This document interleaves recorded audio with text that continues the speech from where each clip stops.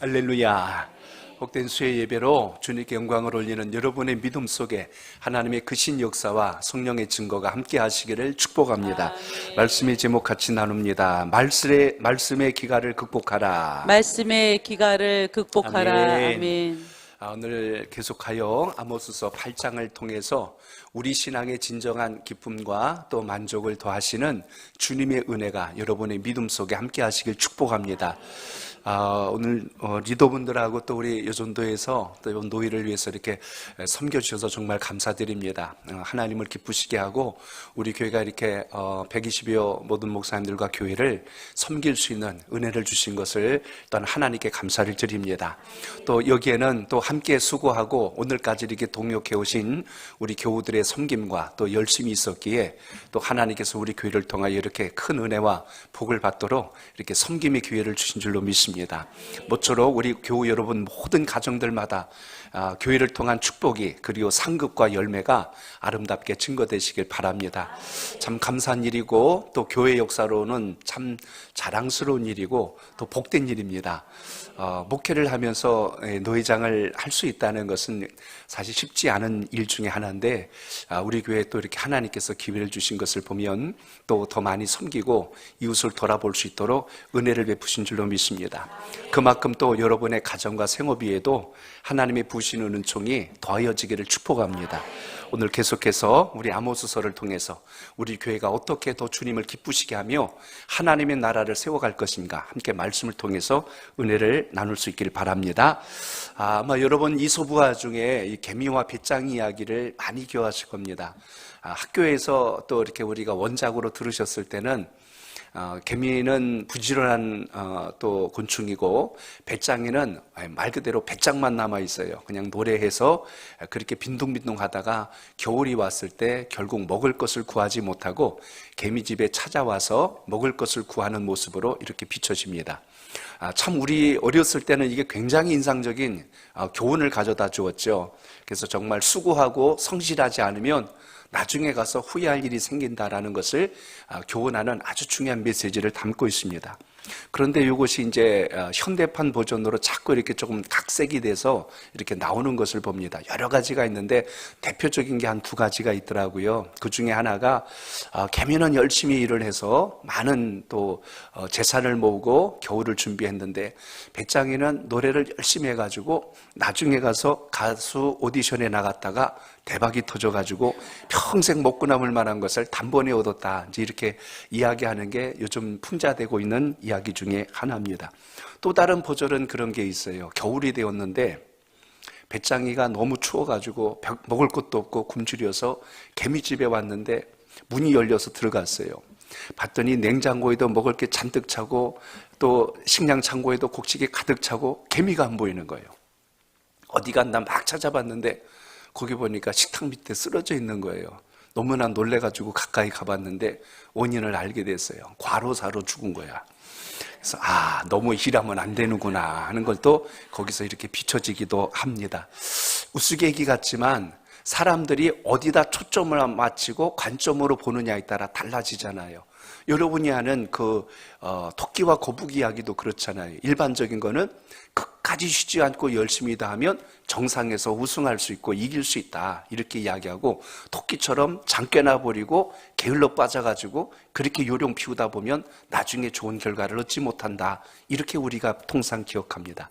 근데 여러분 토끼의 관점에서 본다면 평생 거북이는 1등도 못 해보고 항상 뒤처지다 보니까 마음의 자존감도 상하고 항상 그 열등감과 상처 입은 심령을 토끼가 위로해주고 싶어서 먼저 갈 수 있지만 나무 그늘에서 잠시 자는 척하고 거북이를 먼저 가게 해줘서 그로 하여금 기분을 좋게 해주고 잘 살도록 이렇게 힘을 실어줬다 이렇게도 이야기합니다.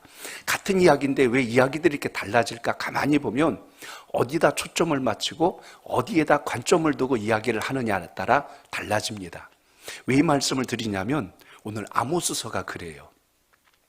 분명히 하나님은 아모스를 통하여서 하나님의 백성들은 이렇게 살아야 된다라는 방법과 원리를 지시했어요. 근데 당시에도 거짓 선지자들이 있었습니다. 이들이 하는 짓거리가 뭐였냐면 아니다. 하나님은 우리에게 복을 주시지 절대로 벌하시는 분 아니다. 그러니 안심하고 있어라 하고 백성들과 왕의 눈을 어둡게 만들어 버렸어요. 이렇게 되다 보니까 하나님 앞에 돌아올 줄도 몰랐고 주의 말씀을 들어도 생각과 가치관이 전혀 달라지지 않죠. 그래서 아모스는 하나님께서 이제 벌 내리실 것이 무엇인지, 징계할 것이 무엇인지를 구체적으로 설명하면서 지난번 우리가 7장, 8장 계속 이제 연결되는 이야기가 뭡니까? 8장에 들어서 본격적으로 하나님의 진노하심으로 인한 징계 메시지가 이제 선포된 것을 우리가 보게 되죠. 그 가장 대표적인 것이 먼저 메뚜기를 통하여서 하나님께서 모든 것에 화를 일으키실 것이다, 진노하실 것이다. 두 번째는 큰 불이 일어날 것인데, 이건 마찬가지로 모든 곡식과 그들이 준비해놨던 양식들을 다 잃게 되고 있는 아주 하나님의 무서운 징계 메시지죠. 그리고 또 말씀드린 것처럼 다림줄로 재어보는 이야기도 우리가 함께 나눠보았습니다. 오늘 이 시간에 우리가 본문을 통해서 보는 것은 당시에 이런 모든 상황들을 그들이 겪으면서 어떤 그들이 잘못을 저지르고 있는가, 하나님 앞에 돌아올 줄 모르는 그들의 어리석음. 그래서 지난주 우리가 아모스 선지자와 제사장 아마샤의 대화를 막 이렇게 우리가 같이 한 번 더 언급해 보았습니다.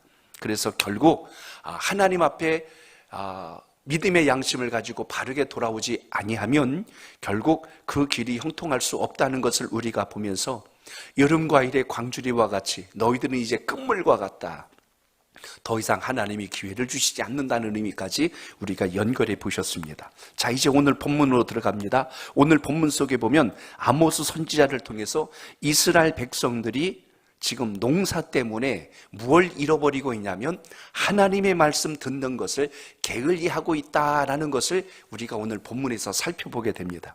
바꿔 이야기하면 하나님의 백성들이 먹을 양식이나 마실 물이 없어서 망하는 게 아니고 이들이 하나님의 말씀에 게으르고 주의 말씀을 들으려고 하지 않게 되어서 결국은 북이스라엘 모든 백성들은 망할 것이다. 이게 지금 오늘 말씀의 골자가 됩니다. 결국 하나님의 백성들이 말씀을 등한히 한 이유가 있어요.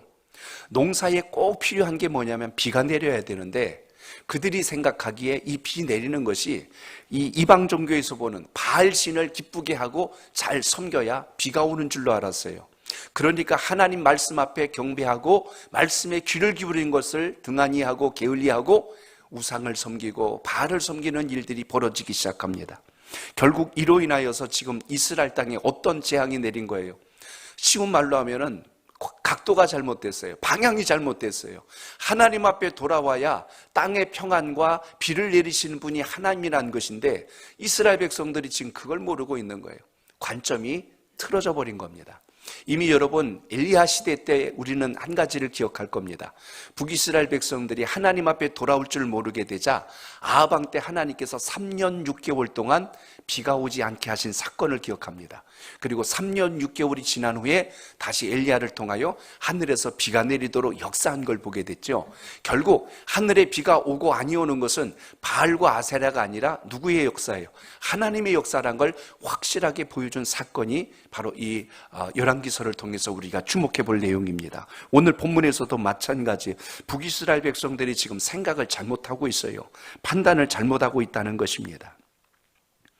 하나님 앞에 속히 돌아와야 되는데 이들은 생각하기에 하나님이 우리를 미워하시니까 우리에게 관심을 두지 않는구나 이렇게 생각을 하고, 또 한 가지는 바알보다 하나님이 능력이 없으시니까 우리에게 비를 내리지 않는구나, 그러니 능력 많은 바알을 섬겨야 되겠다, 이렇게 지금 이스라엘 백성들의 마음이 고부라져 있는 거예요. 오늘 이러한 때에 아모스 선지자가 오늘 지난번에 보여준 것처럼 환상을 보여주었습니다.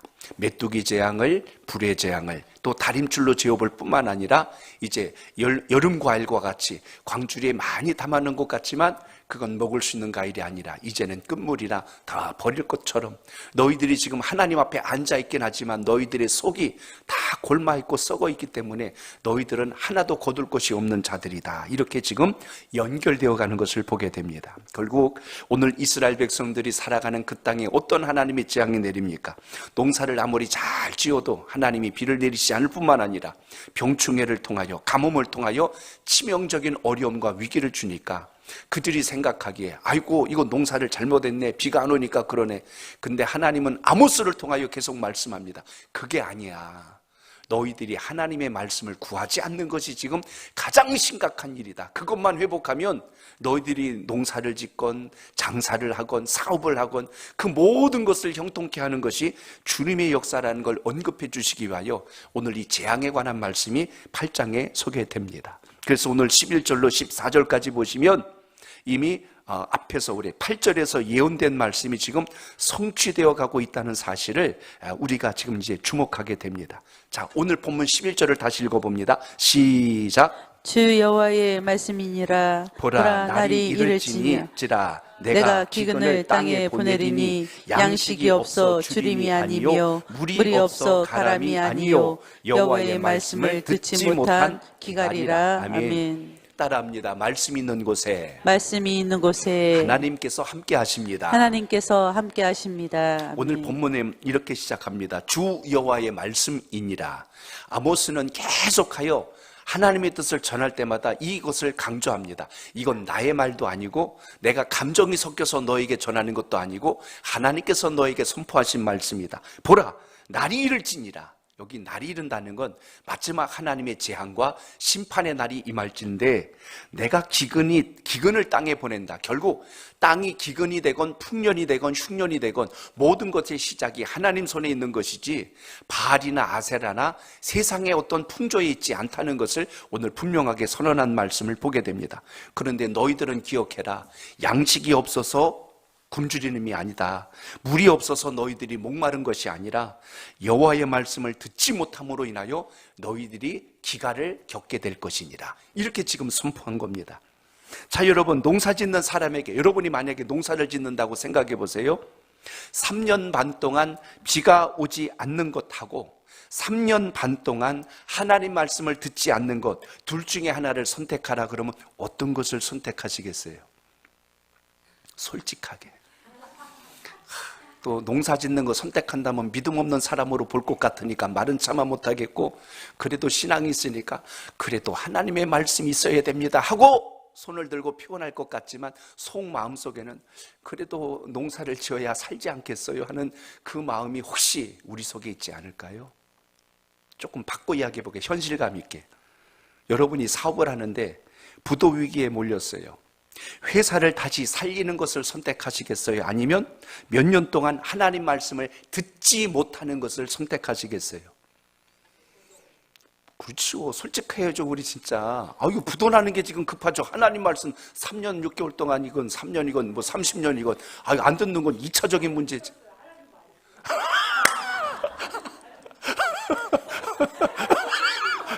네, 이제 사모님이니까 이제 그렇게 대답할 수 있어요, 우리는. 네.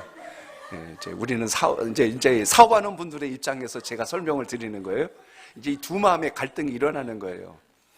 그러니까 사실 우리가 말로는 그래도 하나님 말씀이 필요합니다라고 이야기하는데 하나님 말씀은 멀리 있고 사업과 농사는 눈앞에 있으니까 우리는 이걸 막 붙들려고 하는 마음이 많다는 이야기죠. 제가 왜 말씀드리면 이스라엘 백성들이 그러하다는 거예요. 농사 짓고 있는 백성들인데 3년 6개월 동안 비 안 오는 걸 선택하겠느냐, 아니면 하나님 말씀을 3년 6개월 동안 듣지도 못하고 만나지도 못하게 하는 것을 선택하겠느냐 했을 때 오늘 이스라엘 백성들은 1초도 주저하지 않았어요. 1초도 주저하지 않고 우리는 농사를 택할 것입니다 하고 이렇게 붙들고 간다는 겁니다. 그런데 그 농사가 됐건 사업이 됐건 이걸 붙들고 이뤄 가시는 분이 누구라고요? 하나님이신데 근본을 모르니까 우리는 눈에 보이는 표면적인 것을 가지고 쫓아가며 사는 게 우리 인생의 모습이라는 사실입니다. 오늘 본문을 보세요. 아모스 선지자는 하나님의 백성에게 지금 하나님의 말씀을 듣지 못하는 것이 얼마나 비참하고 심각한 건지 너희들 알기나 하냐, 그걸 지금 역설적으로 설명하기 위하여 오늘 여기 11절부터 지금 시작한 겁니다. 대부분 사람들이 생각할 때 양식이 없으면 굶어 죽는구나, 누구나 그렇게 생각합니다. 물이 없으면 목말라 죽겠구나 이렇게 생각합니다. 그런데 아모스가 이야기한 것은 너희들이 그렇게 해서 죽지 않고 하나님 말씀이 없어서 죽게 될 것이다, 이렇게 이야기를 했다는 뜻입니다. 자, 그러면 이스라엘 백성들 생각하기에 아니 하나님의 말씀 아무 때나 언제든지 뭐 미뤘다가 나중에 들으면 될 거지 뭘 그게 그렇게 심각한 거라고. 이걸 제가 더 쉬운 표현으로 해볼까요? 이런 겁니다. 하나님께서 재앙을 내리신단다 하니까 아이고 무슨 재앙을 내리시려고 그럴까 하고 막 두려워하고 있는 거예요. 메뚜기 재앙인가? 불의 재앙인가? 아니면 우리를 완전히 끝물로 쳐서 다 쓸어버리실 건가? 그런데 아모스 선지자 입에서 나온 재앙이 그거예요. 하나님께서 말씀을 듣지 못하는 기갈을 주실 것이니라 라고 했더니 어휴, 안도의 한숨을 쉬는 거예요. 아이고, 나는 또 무슨 큰 재앙이 내린다고 이렇게 지금 표현하고 있다는 이야기입니다. 흉년이 오거나 기근이 들까봐 걱정했는데 그게 아니고 고작 말씀을 못 듣는다고 아이고 그게 무슨 대단한 거라고 이런 느낌으로 지금 받고 있는 게 이스라엘 백성들의 모습이란 거예요. 얼마나 어리석고 미련한지. 주님의 말씀이 사라지고 그들에게 은혜가 떨어지는 순간 그들의 인생이 어떻게 되는지도 모르고 이들은 여전히 어디에 눈이 가 있어요? 농사에 눈이 가 있고 비를 주는 것이 우리의 신이라고 생각하니까 바알의 마음이 가 있는 거예요. 결국 이것이 북이스라엘이 망할 징조라는 사실을 아모스 선지자는 오늘 드러내고 있다는 이야기입니다. 하나님의 말씀을 듣는 것은 단순히 우리가 인생의 유익함을 얻는 하나의 가르침이 아니라 그걸 통해서 우리의 삶이 무엇을 기준 삼아 가야 복이 있는지를 아는 원리를 발견하는 것이지 성경 지식의 늘림이 아니거든요. 어제도 베들성서 생명나무 할 때도 마찬가지입니다. 기간이 1년이 됐건 6개월이 됐건 그 시간 우리가 성경에 이런 지식들을 우리가 알았어 하고 그 지식의 많음에 대한 자랑이 아니라 그걸 통해서 우리의 인생관, 신앙관, 삶의 변화가 무엇인가를 붙들지 않는다면 그는 성경 공부의 본질에서 빗나가 버릴 수 있다는 이야기죠. 오늘도 우리가 이 수요 예배를 드리면서 단순히 좋은 말씀 잘 들었습니다가 아니라 그렇다면 나는 주님 앞에서 말씀의 귀중함을 어떻게 여기고 있는가? 나는 무엇에 목말라 하고 있는가? 오늘 내 삶 속에 지금 생활의 물질적인 부분이 건강의 문제가 자식의 문제가 이게 제대로 돌아가고 있지 않는 것으로 인하여서 우리가 하나님을 바라보고 찾고 있는가에 대한 이 간절함이 어디에서 우리가 서 있는가를 봐야 한다는 뜻입니다. 결국 여러분 하나님의 말씀이 들리지 않는다는 것은 하나님께서 지금 나를 떠났다는 것과 똑같다는 거예요. 나를 버리셨다는 겁니다. 주의 음성이 들려야 되고 하나님의 뜻이 깨달아져야 되는데 들리지도 않고 깨닫지도 않고 하나님의 뜻이 무엇인지도 모르고 산다면 이것처럼 불행한 인생이 없다는 것을 아모스 선지자가 지금 역설적으로 오늘 전하고 있는 것입니다. 우리의 귀에 하나님의 음성이 들린다면 우리의 삶을 누가 책임져 주시는 거예요? 하나님께서 책임져 주시는 겁니다. 여러분이 운전을 하는데 앞에 경고등이 하나도 안 켜진다고 생각해 보세요.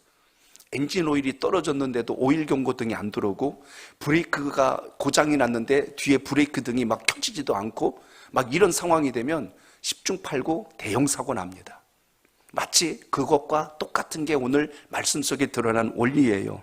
주님이 함께 하시기 때문에 여러분이 기도하고 간구할 때 하나님께서 들어주시고 역사하신다는 것을 잊지 않길 바랍니다. 여러분이 고통과 때로는 질병 중에 있을지라도 하나님이 우리 마음속에 두려워하는 그 마음속에 평안을 주시고 다시 소망을 갖고 살아갈 수 있도록 용기를 주시는 이유는 주님의 말씀이 들려지고 함께 하기 때문에 가능하다는 것을 잊지 않길 바랍니다. 그렇기 때문에 여러분의 마음속에 지금 무엇이 주인이 되었는가를 항상 점검하고 돌아봐야 합니다. 예배를 드려도 기쁨이 없고 신앙생활을 하긴 하는데 내 삶에 달라지는 게 없다면 내가 주님과 지금 함께 하고 있는지 내 생각과 내 고집대로 가고 있는지를 돌아봐야 한다는 뜻입니다. 하나님 앞에 나가면 주님께서 반드시 길을 내주시고 방향을 열어주시고 사람을 붙여주시고 물건도 역사해 주신다는 것을 분명하게 기억할 수 있기를 바랍니다. 오늘 하루도 참 감사한 것은 오늘 수요 전도가 이제 시작이 됐어요. 참 전도하시는 분들의 그 마음과 사모하는 마음을 볼 때 얼마나 귀한지 모릅니다. 오늘도 나가서 복음을 전하다 또 다녀오신 이야기들을 제가 말씀 준비하다 또 와서 들었어요. 또 우리 교우들을 또 길에서 이렇게 만나셔갖고 인사도 하고 이렇게 하니까 오늘 또 문자도 오고 그래요. 사모님 오늘 사모님 만나서 너무 좋았어요.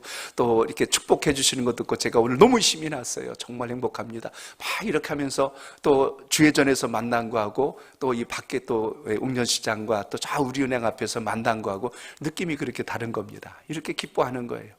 또 교회에서 또 이렇게 말씀 준비하고 있는데 어느 두 분이 또 교회를 찾아오셔요. 무슨 일이세요? 그러니까 교회를 좀 찾고 있는데요 하고 오는 거예요. 제가 오늘도 느낀 거예요.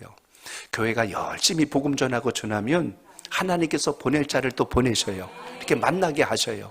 찾아오잖아요. 이렇게 해서. 그래서 함께 또 인사 상담하고 또 이번 주일날 또 와서 같이 예배하시겠다고 또 사모님이랑 또 같이 또 나중에 통화를 했어요. 그래서 여러분, 우리가 나가 전도하면 내가 전도한 사람이 꼭 오는 건 아닙니다. 그런데 놀라운 것은 하나님께서 보낼 만한 자를 또 보내시고 만날 자를 만나게 하신다는 것을 잊지 않길 바랍니다.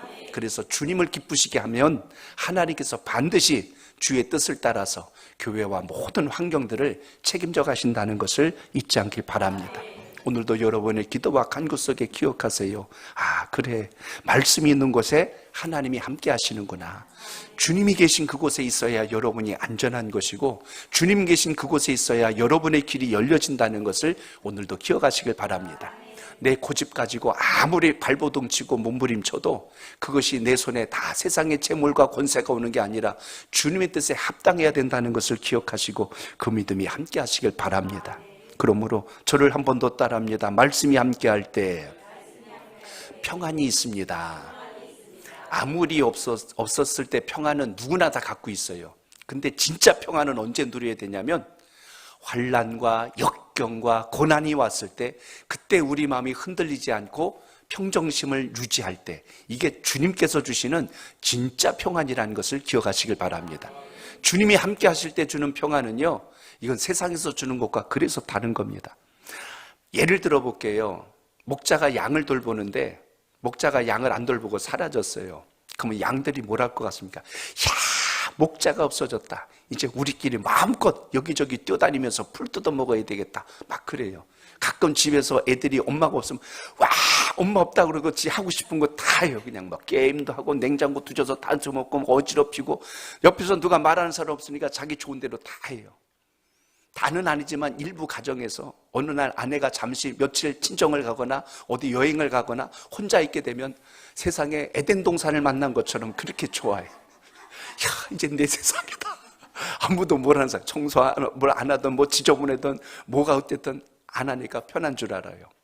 양들이 그런 거예요. 지금 목자가 없으니까 이리 가라 저리 가라 하는 거 없으니까 이리 뛰어다니면서 풀 뜯어먹고 저리 뛰어가면서 풀 뜯어먹고 막 그러면서 노니까 내 세상이야. 완전히 모든 자연이 다 내 건 줄 알았어.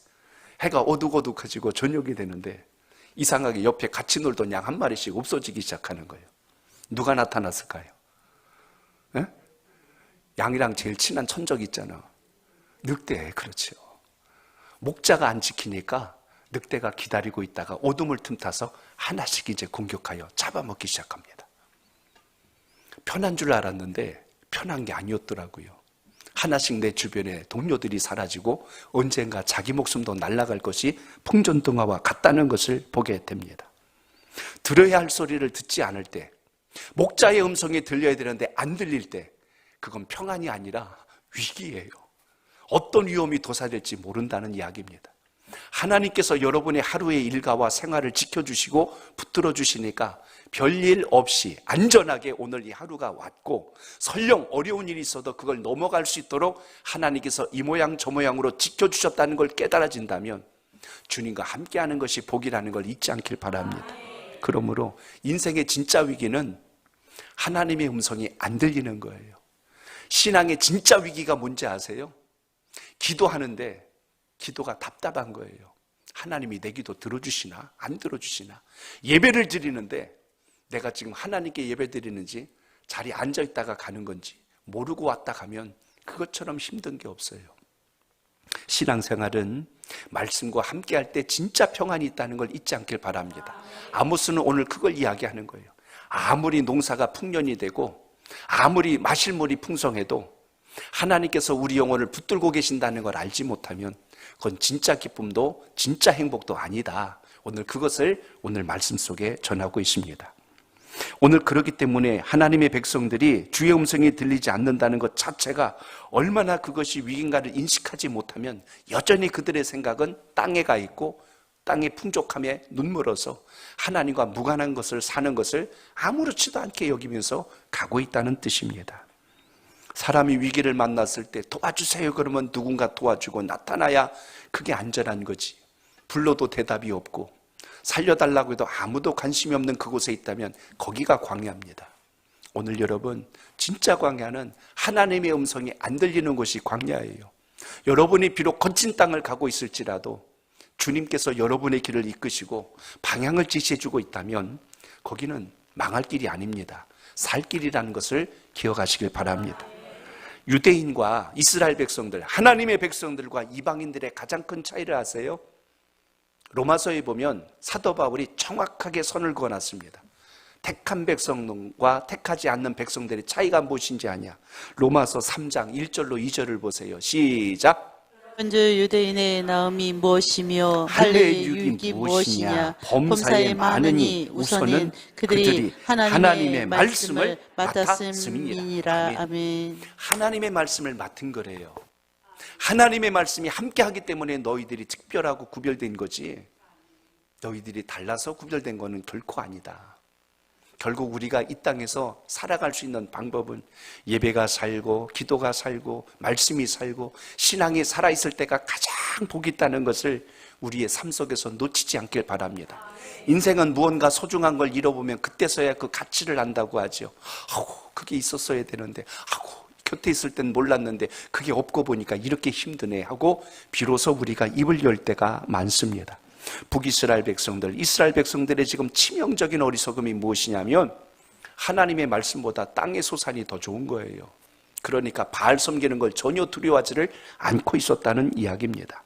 그래서 하나님이 너무너무 안타깝고 무지하고 어리석어서 선지자들에게 이렇게 이야기합니다. 이미 우리가 앞에서 보았는데 아모스서 2장 12절로 또 7장 13절에 선지자들에게 하나님 이런 말씀을 하셨어요. 너희들은, 선지자들에게 한 말입니다. 너희들은 예언하지 마라. 내 뜻을 그들에게 더 이상 전하지 마라. 그들이 지 좋은 대로 살고 있으니 나의 말을 들으려고 하지 않으니 내가 그들에게 더 이상 개입하지 않고 간섭하지 않고 내버려 두겠다. 잘하든지 못하든지 관심 안 두시겠다는 거예요. 그게 오늘 본문 속에 말씀이 없어 이 기근이라고 하는 게 얼마나 위험한 말씀인가를 그들이 모르고 있다는 이야기입니다. 그래서 신명기 8장 3절에 보면 사람이 떡으로만 사는 것이 아니라 무엇으로 살아요? 하나님 입에서 나오는 모든 말씀으로 사는 것이니라. 말씀이 없이 사는 게 행복이 아니라는 것을 우리가 인생을 살며 정확하게 알 수 있어야 한다는 겁니다. 사람이 몸만 건강하다고 건강한 게 아니라 영혼이 건강해야 되거든요. 영혼을 지으신 분이 하나님이시기 때문에 하나님 뜻대로 영혼이 가고 있을 때가 제일 건강한 겁니다. 거기서 빗나가기 시작하면 판단이 흐려지고 감정 조절이 안 되고 인생의 방향을 잡지 못하니까 분별력을 상실해서 결국은 몸까지 망하는 거죠. 몸까지 망하게 되는 것입니다.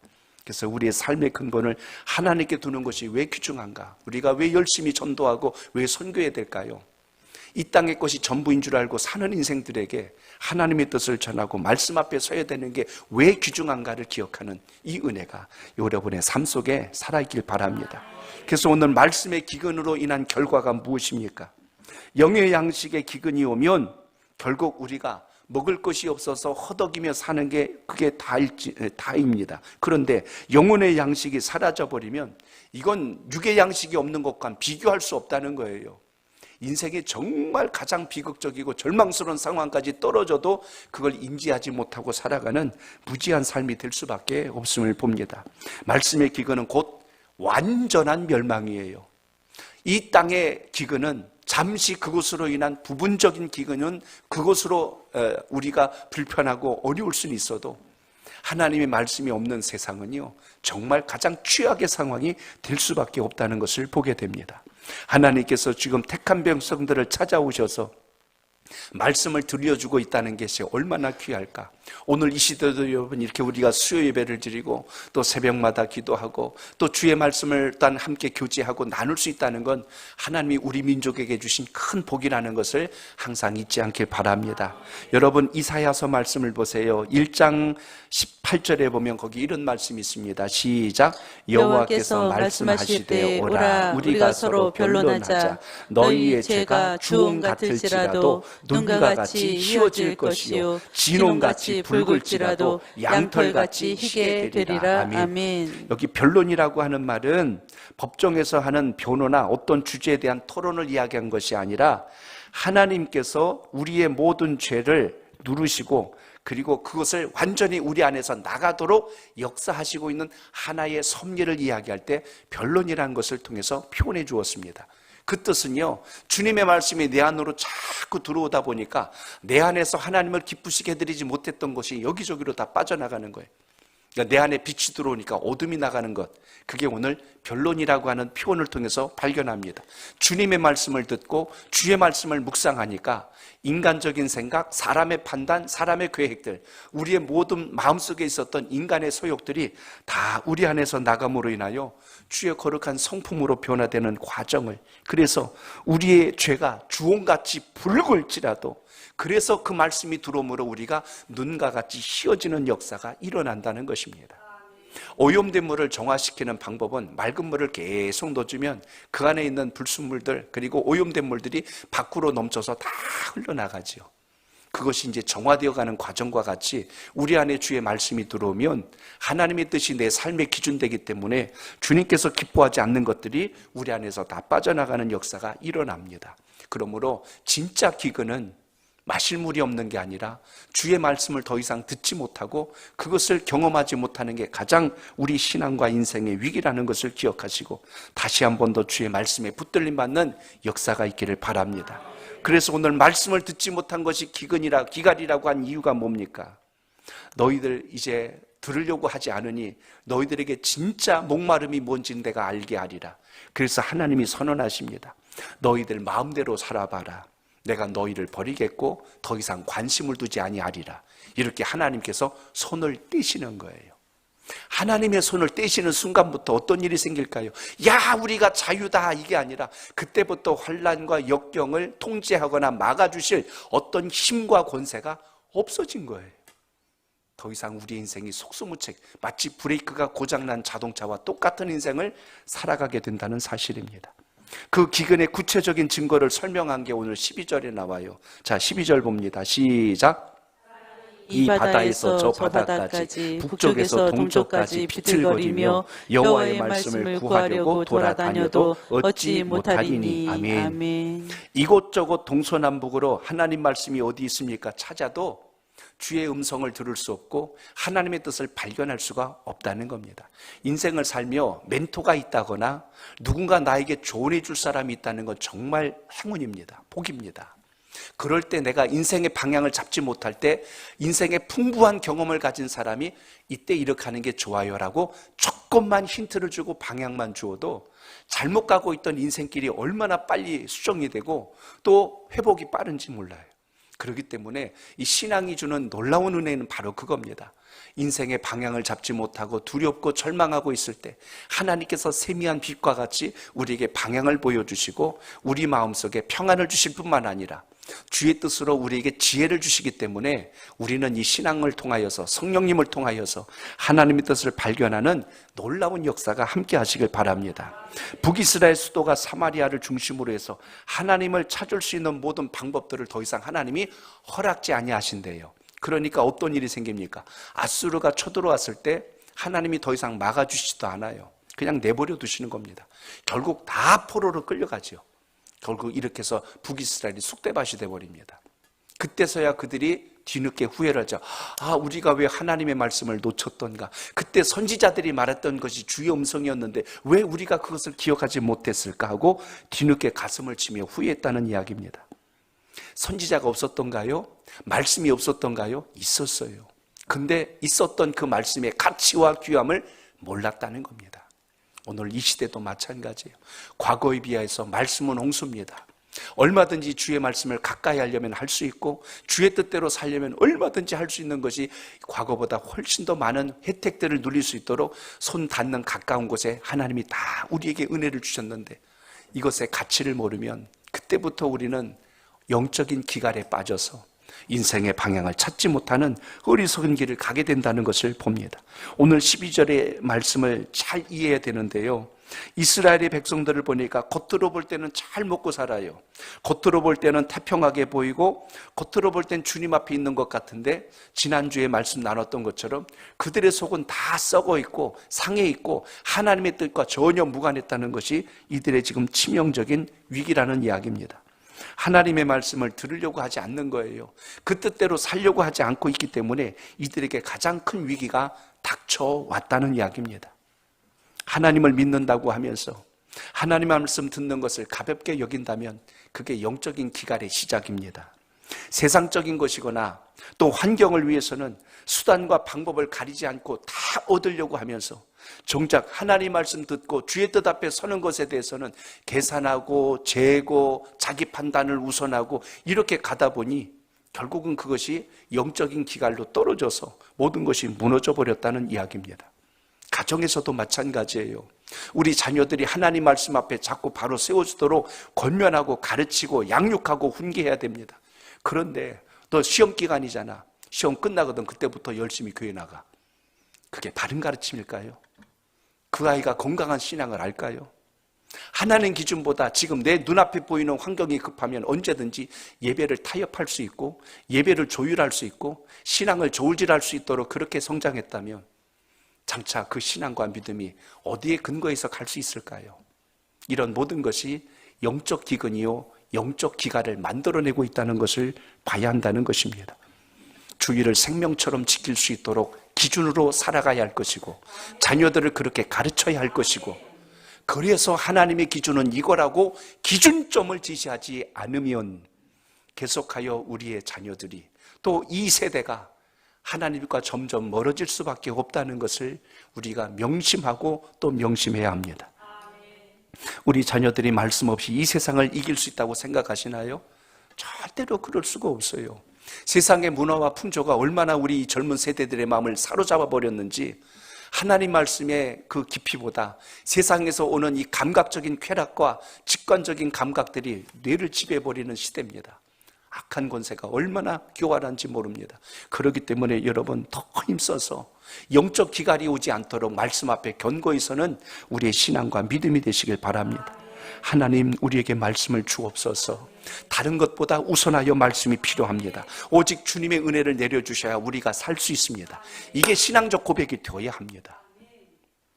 이게 좀 급한 게 있는데요 주님, 이거 좀 끝내고 나서 그때 제가 열심히 신앙해 보렵니다. 그건 신앙이 아니죠. 어떻게 하나님하고 거래를 합니까? 그건 있을 수 없는 일이고 또 오늘 예배 드리신 여러분 우리 자녀들을 말씀 앞에 바르게 양육할 수 있길 바랍니다. 그게 부모의 책임입니다. 부모에게 맡겨준 사명입니다. 그래야 우리의 다음 세대가 살아날 수 있습니다. 오늘 영적인 기근이 오니까 모두 길을 잃어버렸어요. 근데 오늘 심각한 이야기가 나와요. 놀랍게도 오늘 젊은이들, 다음 세대들 이야기가 나옵니다. 자, 여러분 오늘 본문에서 13절 보세요. 시작. 아래 아름다운 처녀와 젊은 남자가 다 갈하여 쓰러지리라. 아멘. 한번 따라합니다. 젊은이들이 꿈을 잃게 됩니다. 당대만 신앙생활 잘하고 끝나면 안 되죠. 우리의 신앙과 믿음이 우리의 자녀들 세대의 열매가 될 수 있도록 우리는 본이 되는 신앙과 길을 내주는 신앙을 통하여 다음 세대는 더 굳건하게 설 수 있도록 이렇게 훈련하고 양육하는 은혜가 있길 바랍니다. 모든 나라들을 볼 때요 젊은이들이 비전이 없고 정신적으로 건강하지 못하면 그 나라와 사회는 미래가 암울해집니다. 어느 나라든 다 그랬어요. 그래서 요즘 우리 젊은 세대들을 많이 걱정합니다. 60, 70년대 힘들게 어렵게 허리띠를 졸라매고 살아왔던 우리 이 윗세대와 우리 이 기성세대들이 이제 그렇게 해서 모든 게 삶이 여롭고 넉넉해지고 편안해지자 우리 입에서 나오는 것이 금수저니 은수저니 하면서 그 누려놨던 것을 이제 쓰면서 우리 다음 세대들이 성장하다 보니 그 어떤 이 중심이 지금 온전하거나 바르지를 못해요. 열심히 안 해도 이미 물려받을 게 있고 최선을 다하지 않아도 이제 누릴 게 있고 오죽하면 조물주보다 더 위에 있는 게 거물주란 말을 왜 할까요? 왜 그런 말들이 만들어졌을까요? 열심히 일 안 해도 뭐 나중에 뭐 임대해가지고 뭐 그냥 월세나 받아먹고 살면 이렇게 꿈없는 세대가 왜 자꾸 생겨날까요? 부모가 다 돈 벌어놨다고 좋은 차들 막 마음대로 끌고 다니고 여기저기 유흥가로 휩쓸려 다니고 한창 꿈과 비전을 향하여 준비해야 될 그 세대들이 흥청망청하며 자기의 그 가장 꿈을 이루어야 할 세대들을 무너져가는 것을 어찌하지 못하는 그런 사고와 문제가 일세와서 이야기해보면 대부분 부모들이 사회에서 한가닥하는 그런 힘 있는 사람들, 권력 있는 사람들 그런 것에 그늘에 가려져서 지금 그렇게 행동하고 있는 걸 보면 얼마나 안타까운 우리의 다음 세대일까를 생각해 봅니다. 오늘 말씀에 보면 아름다운 처녀도 힘을 잃었고 젊은 남자도 힘을 잃었대요. 뭐가 없기 때문이죠? 먹고 살 게 없어서 그런가요? 마실 물이 없어서 그런가요? 오늘 본문은 기록합니다. 여호와의 말씀을 듣지 못한 기갈이래요. 이게 심각한 일이 됩니다. 우리 자녀들이 돈 많이 벌어서 출세하고 성공하는 게 아니고 하나님 말씀 앞에 바로 서서 성공한 인생이 되도록 가르치고 기도하고 양육하시길 바랍니다. 그렇지 않으면 기도하셔야 돼요. 더 하나님 앞에 엎드려야 됩니다. 하나님 붙들어 주옵소서, 살려 주옵소서, 우리 자녀 세대들을 살려 주옵소서. 이게 지금 이 시대 교회가 감당해야 될 사명 가운데 하나입니다. 우리 민족의 젊은 세대들이 또 열심을 다하는 사람들도, 청년들도 있지만 아직 하나님 앞에 영적 뿌리를 견고히 내리지 못하고 이 생의 자랑에 모든 것을 전부하여 사는 세대들도 많은 것을 보게 됩니다. 오늘 이 젊은 세대들을 향하여 돈과 학벌과 좋은 직장과 이것보다 더 우선되어야 할 것이 우리가 하나님 앞에 어떤 위치에 서 있는가를 분간하지 못하면 이것은 정말 오늘 본문에서 말씀한 것처럼 그게 우리의 영적인 기갈의 징표라는 것을 기억하시고 다시 하나님의 말씀 앞에 견고히 서는 은혜가 있기를 바랍니다. 그래서 오늘 여기 14절에 보면 이런 말씀이 나와요. 자, 14절 봅니다. 시작. 사마리아에 제된 우상을 두고 맹세하여 이르기를 하나 내 신들이 살아있음을 두고 맹세하노라 하거나 브엘세바가 위하는 것이 살아있음을 두고 맹세하노라 하는 사람은 엎드려지고 다시 일어나지 못하리라. 아멘. 젊은 세대들이 보는 거예요. 그 부모 세대들이, 그 오늘 여기 북이스라엘 모든 백성들이 바알에서 지금 바알을 향하여 브엘세바에서 그 신을 찾고 앉아있는 것을 보고 듣고 경험하고 있는 거예요. 뭐 아버지도 저러는데 뭐 어머니도 저러는데 뭐 왜 나까지 뭐라고 그러세요? 이렇게 가버리는 세대가 돼버리면 오늘 말씀처럼 젊은 세대들이 갈아여 쓰러진대요. 다 쓰러진대요. 그러니까 자식 못됐다고 나무라기 전에 항상 우리가 믿음의 기준과 말씀 앞에 더 견고히 서기를 힘쓰는 이와 같은 역사와 은혜가 살아있기를 축복합니다. 아무리 좋은 나무도 뿌리가 견고하지 못하면 열매를 맺을 수 없는 것처럼 오늘 주님 말씀을 통하여 다시 한 번 더 하나님의 기준이 견고히 서도록 말씀 앞에 세움받는 우리 모두의 신앙과 믿음이 되시길 축복합니다. 그러므로 오늘 본문을 통해서 우리에게 말씀하시는 하나님의 뜻이 어디에 있을까요? 복 중에 최고의 복은 하나님 말씀과 그 기준대로 사는 인생에 가장 존귀하고 복이 있다는 사실을 오늘도 다시 한 번 더 기억하시길 바랍니다. 세상의 출세와 성공은 명문대 나오고 또 뭐 좋은 학교 나오고 또 무슨 뭐 돈을 많이 벌고 이 차원이 아니라 하나님 앞에 바로 선 인생들을 통하여 하나님은 물질도 환경도 사람도 붙여주셔서 존귀한 자로 세워가신다는 사실을 다시 한 번 더 기억하시길 바랍니다. 이스라엘 백성들이 지금 하나님을 버리고 하나님을 멀리하니까 결국은 그들은 오늘 인생의 길에서 바다에서 동부로 북으로 길을 찾지 못하고 헤매면서 가고 있다.